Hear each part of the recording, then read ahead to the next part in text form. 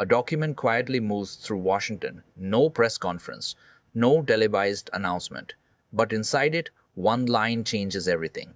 A United States Senate report names a sitting African president, Ibrahim Traoré of Burkina Faso, and raises the possibility of international accountability, language that diplomats understand as a step toward arrest warrants, sanctions, and isolation. Within hours, the reaction doesn't come from Ouagadougou. It comes from Moscow. Russian officials dismissed the report outright, calling it politically motivated, dangerous, and destabilizing. Behind closed doors, the language is sharper. Warnings about interference, sovereignty, and consequences. And just like that, Burkina Faso, a landlocked Sahel nation rarely mentioned in Western headlines, is thrust into the center of a global power struggle. This is not a routine human rights report. This is not diplomatic noise. Because when a US Senate committee publicly names a head of state, it is never symbolic. It is a signal to allies, to institutions, to courts, to financial systems. And when Russia reacts so forcefully, it raises a question that goes far beyond Africa. Why this leader? Why now? And why is Moscow willing to push back so hard? Ibrahim Traoré is only 36 years old. He seized power without Western approval.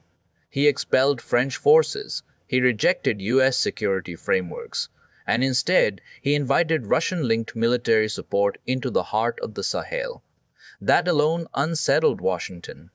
But something else is happening here. This confrontation is not about one report or one country. It is about control, precedent, and what happens when an African government openly exits the Western system and survives. To Washington, the Senate report is leverage. To Moscow, it's a red line. If Traoré can be named, pressured, isolated, even arrested, then no defiant leader is safe. If he cannot, the message spreads across the continent. Mali is watching, Niger is watching, Chad is watching, and Russia understands what's at stake. Because this isn't just about Burkina Faso's president, it's about whether the West still decides who governs Africa, or whether that era is ending. That's why Moscow reacted. That's why Washington escalated. And that's why one small country has suddenly become the battlefield of a much larger war, one fought not with tanks, but with reports, threats, and power. The question now isn't what the report says, is what happens next, and who blinks first.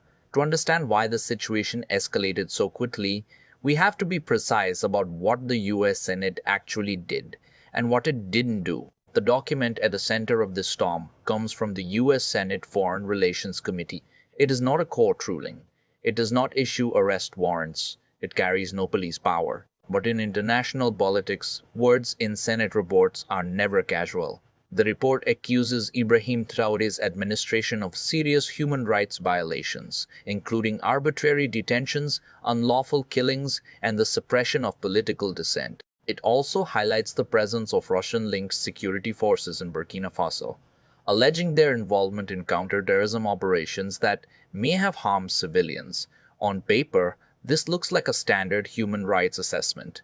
In reality, it functions as something else. When a Senate committee names a sitting head of state and frames abuses as systematic rather than isolated, it creates a legal and diplomatic trail. That trail can later be used to justify sanctions, international investigations, travel restrictions, asset freezes, and in extreme cases, arrest proceedings through international mechanisms. This is why the word arrest matters, even if it never appears explicitly in the report.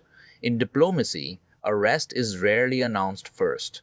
It is implied, prepared, and normalized through reports like this. Once a leader is officially framed as a violator rather than a partner, their protection evaporates.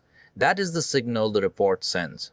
It tells allies cooperation with this government carries risk. It tells financial institutions engagement may attract scrutiny, and it tells international bodies a case can be built. Burkina Faso's government rejects the accusations entirely, calling the report fabricated and politically motivated. But the impact is not about truth alone. It is about positioning. The Senate did not order an arrest. but it moved the conversation in that direction. And in global power politics, that shift is often more dangerous than a formal demand. Ibrahim Traoré did not rise to power the way Western capitals are used to. At 36 years old, he is the youngest head of state in Africa, and one of the youngest in the world. He is not a career politician, not a Western-educated technocrat, and not a product of long diplomatic grooming. He is a military officer, shaped by war, insurgency, and frustration with a security model that failed to protect his country. That matters. After taking power, Traoré moved fast and decisively. He expelled French troops, ending a military presence that had defined Burkina Faso's security relationship with the West for decades. He accused former partners of inefficiency, double standards, and hidden political influence. Then he went further. He rejected Western security frameworks outright, the training programs, intelligence sharing arrangements, and conditional assistance that traditionally gave Washington and Paris leverage over African militaries. In their place, Traoré opened the door to new partners. Russian-linked security personnel arrived.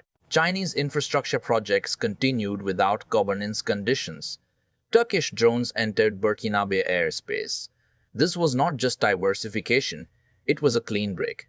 To Western policymakers, that makes Traoré dangerous not because of his military strength, but because of resentment. If a young leader can seize power, expel Western forces, align with alternative partners, and remain in control without immediate collapse, it undermines a system that has governed Africa's security relationships for half a century. Other leaders noticed. Mali noticed. Niger noticed. Chad noticed. Traoré represents a generation that does not view Western approval as legitimacy. He does not speak the language of transition timelines or donor expectations. He frames sovereignty not as negotiation, but as assertion. That terrifies Western capitals. Not because he is uniquely radical, but because he proves that defiance is survivable. And once that belief spreads, reports, pressure, and quiet warnings become the only remaining tools. That is why Ibrahim Traoré didn't just become controversial. He became a target. Moscow's response to the US Senate report was immediate and unusually sharp. Russian officials didn't just reject the allegations. They attacked the premise of the report itself, calling it neo-colonial interference disguised as concern for human rights. That phrasing was not accidental. In Russian diplomacy, words are chosen for audience and effect. The message was aimed as much at Africa as it was at Washington.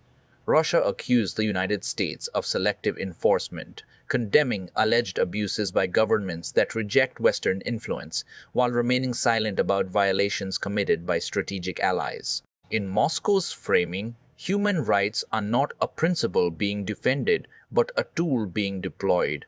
And Burkina Faso sits directly in that narrative. For Russia, Ibrahim Traoré is more than a partner. He is a test case. If a government that aligns with Moscow can be isolated, delegitimized, and potentially removed through international pressure, it signals that no Russian-aligned state is beyond Western reach, no matter how sovereign it claims to be. That precedent would be devastating. Russia's African strategy depends on one core idea, that alternative partnerships can protect governments from Western coercion. If Traoré falls despite Russian backing, that promise collapses. Every leader considering Russian security support will hesitate. Every military government, weighing a pivot away from the West, will reconsider. Moscow understands this. That is why its response goes beyond press statements. Russia is signaling that Burkina Faso is not expendable. That pressure on Traoré will be interpreted as pressure on Russia's position in Africa more broadly. If Traoré is removed, Moscow loses more than access or influence. It loses credibility, and credibility is Russia's most valuable currency on the continent. This is why the reaction feels like a warning, not a rebuttal. Because for Moscow, this confrontation is not about defending one man. It's about defending the idea that Western power can be resisted and survived. And that makes the stakes far higher than any single report. What's happening in Burkina Faso is not an anomaly. It is part of a regional pattern that Western capitals have been watching and failing to stop for years. In Mali, French forces were expelled after nearly a decade of counter-terrorism operations that delivered little security and growing resentment. The government turned to Russia instead, absorbing the diplomatic backlash and surviving. In Niger, a Western-backed leadership collapsed almost overnight. Foreign troops were ordered out. Security partnerships were rewritten. Sanctions followed, and yet the new authorities remain in place. In Chad, long considered a cornerstone of Western security strategy in the Sahel, military leaders began quietly renegotiating the terms of cooperation, signaling that unconditional alignment was no longer guaranteed. Even Senegal, once viewed as a stable anchor of French influence, elected leadership openly critical of Paris's role and eager to rebalance foreign relations. Taken together, the picture is unmistakable. French influence in West Africa is eroding, not through dramatic defeats but through steady rejection. Bases are closing, privileged access is ending, assumptions that once went unchallenged are collapsing. At the center of this shift is a new type of leadership. Military governments that openly reject Western conditions, conditions tied to aid, training, elections, and legitimacy. These governments are not promising democracy on Western timelines. They are promising security, sovereignty, and autonomy, and asking their populations to accept hardship in exchange. Ibrahim Traoré is not the exception in this story. He is the symbol, young, defiant, unconcerned with donor approval, and willing to endure isolation if it means control. His survival sends a message that this path, while risky, is possible. That is what the West fears. Not chaos, it has learned to manage chaos. What it fears is contagion. Because once rejection of Western dominance becomes normalized, pressure tools lose power, influence fragments, and the old order no longer sets the rules. That is the real battle unfolding in the Sahel. And Burkina Faso is only the latest front. This is where the narrative becomes uncomfortable, because parts of the accusations are not fictional. Abuses have occurred in Burkina Faso. Civilians have been killed. Detentions have taken place without due process. Russian-linked security actors have been involved in operations that raised serious concerns. Denying this entirely would be dishonest. But the deeper question is not whether abuses exist. It is why some abuses trigger international outrage, while others are met with silence. Western governments have long maintained security partnerships with states accused of similar or worse violations. In many cases, those governments continue to receive military aid, diplomatic cover, and political legitimacy because they align strategically. That contradiction is the problem. Accuracy alone does not create credibility. Consistency does. When human rights language is deployed selectively, it stops functioning as a moral standard and becomes a political weapon. And once that happens, even valid criticism loses legitimacy. This is the opening Russia exploits. Moscow does not need to prove it respects human rights better than the West. It simply needs to point out double standards. Every time a Western ally escapes condemnation, every time a report appears only after a government changes alignment. In Africa, this argument resonates, not because Russia is trusted, but because Western credibility has eroded. Decades of conditional aid, selective outrage, and unfulfilled promises have created deep skepticism toward moral lectures from former colonial powers. So when the Senate report appears, many do not ask, "Is it true?" They ask, "Why now?" That question is corrosive. It shifts the debate away from victims and toward power. It turns accountability into geopolitics. And it allows leaders like Traoré to dismiss criticism not by refuting facts but by challenging motives. In that environment, everyone loses, especially civilians, because when human rights become a battleground for influence, they stop being a protection for the powerless. They become just another tool in a struggle neither side is willing to lose. What happens next will echo far beyond Burkina Faso. If Ibrahim Traoré falls, through a coup, internal unrest, or economic collapse amplified by international pressure, The message to Africa is immediate and unmistakable. Defiance has limits. Western policymakers will frame it as proof that isolation works, that sovereignty without cooperation is unsustainable, and that breaking from established systems carries a cost. Future leaders will think twice before expelling foreign troops or rejecting Western frameworks. The pressure model will be validated. Reports, sanctions, diplomatic isolation, and quiet coordination will be seen as sufficient tools, no invasions required. But if Traoré survives, the consequences are far more disruptive. If Burkina Faso stabilizes even partially, if the government holds, security improves marginally, and the state continues functioning, the floodgates open. Other military governments will draw conclusions. Alignment with the West will no longer appear mandatory. Alternative partnerships will feel safer, more viable. The region could tilt toward a new power balance, fragmented and competitive. Russia, China, Turkey, Gulf states, and regional actors all filling spaces once dominated by France and the United States. But this path is dangerous. Survival does not equal success. Jihadist violence continues. Displacement is massive. Economic strain is real. Popular patience is not unlimited. A fractured Burkina Faso would not just be a national tragedy. It would destabilize borders, empower extremist networks, and deepen humanitarian crises. This is why ECOWAS and the African Union are hesitant. They are caught between principles and reality. Condemning military takeovers risks further fragmentation. Supporting them risks normalizing coups. Acting decisively could spark regional unrest, so they hesitate, they delay, they watch. Because whichever way this goes, the precedent will shape African politics for years. And once that precedent is set, it cannot be undone. That is the real gamble unfolding now. Lost in the language of reports, power shifts, and strategic warnings is the reality that matters most. The people who live there. Ordinary Burkinabe civilians are not choosing between Washington and Moscow. They are choosing between survival and displacement, between staying in their villages or fleeing with nothing. They are trapped. On one side are insurgent groups that exploit weak governance, ethnic tension, and poverty. On the other are armies and security forces under pressure to deliver results, often operating with limited intelligence, fear, and urgency. In between are families. Millions have been displaced. Entire communities have emptied out. Schools are closed.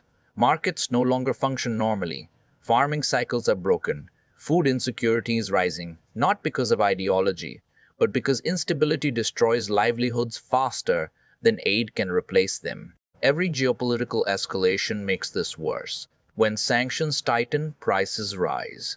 When aid pauses, clinics close. When partnerships shift, security gaps appear. None of this is theoretical on the ground. A decision made in Washington about a report, a warning issued in Moscow, a speech delivered in Ouagadougou. The cost is paid locally, by people with no voice in any of it. Children grow up without education. Farmers abandon land.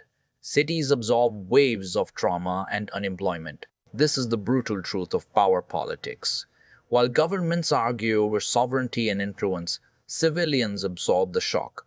And they absorb it quietly, without headlines, without leverage, without tentatives. No matter who wins this confrontation, the human cost will not be measured in statements or resolutions. It will be measured in lives narrowed by fear, loss, and uncertainty. And that is the part of this story no report fully captures. So here's the question, not for diplomats, not for governments, but for you. Is the West defending human rights or is it losing control? Because if this were only about civilians, consistency would matter more than alignment. Silence would not follow allies. Reports would not appear only after governments change direction. Accountability would not feel selective. And that doubt is corrosive. But then comes the other side. Is Russia offering true sovereignty, or simply replacing one dependency with another? Because Moscow does not promise democracy, development, or reform. It promises protection from Western pressure, and history shows that protection always has a price. just one bait later, and usually by someone else. So where does that leave Africa? Can African states truly escape great power competition? Or are they merely changing patrons while remaining trapped in the same global game? One where power decides and principle follows? Burkina Faso has become the testing ground for all of this. Not because it is the biggest economy, not because it holds the most resources, but because it dared to say no and is still standing.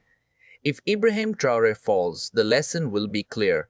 Resistance has limits, and the old order still enforces its boundaries. If he survives, something more dangerous emerges. A belief that African governments can step outside Western systems and endure. That belief, once spread, cannot be recalled. This is why pressure is intensifying, why rhetoric is hardening, why reports feel like warnings. What's unfolding is bigger than one leader, one country, or one report. It is a struggle over who sets the rules, who defines legitimacy, and who gets to decide Africa's future. Because what's happening in Burkina Faso is not just a crisis, it is a signal, and it may decide who writes Africa's future and who is finally written out.